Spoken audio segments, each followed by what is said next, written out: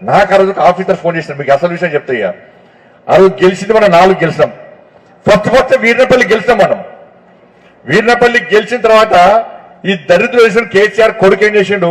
అక్కడ ఒక lady officer ఉంది పాపం ఆయన మాకు ఫోన్ చేసి బెదిరించాడు ఏమని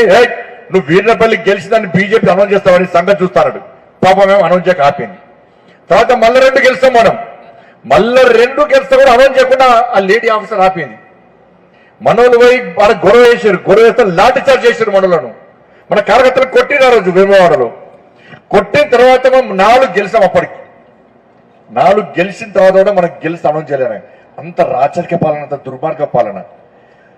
ఇలా ఆ ఆఫీసర్ సాయంత్రం 4 గంటలకు ఫోన్ చేసింది నాకు 5 గంటలకు ఫోన్ చేసింది సార్ ఆయన అప్పటికే కళ్ళు తిరిగి పడిపోయింది ఆమె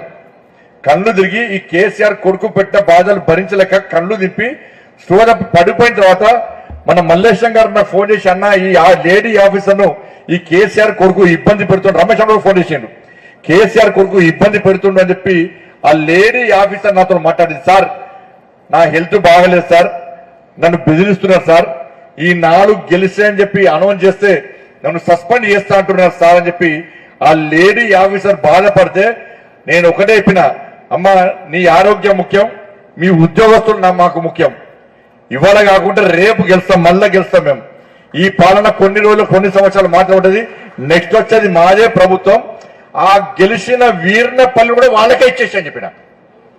గెలిచిన వీర్నపల్లి కూడా వాళ్ళకే ఇచ్చేసాయి నువ్వు అనౌన్స్ చేసుకోమా మేము ఏం బాధపడము అంటే మేము హామీ ఇస్తే వాళ్ళు అనౌన్స్ చేశారు వాస్తవానికి గెలిచింది ఎవరన్నా రోజు గెలిచింది ఎవరు మనం గెలిచాం 4 గెలిచాం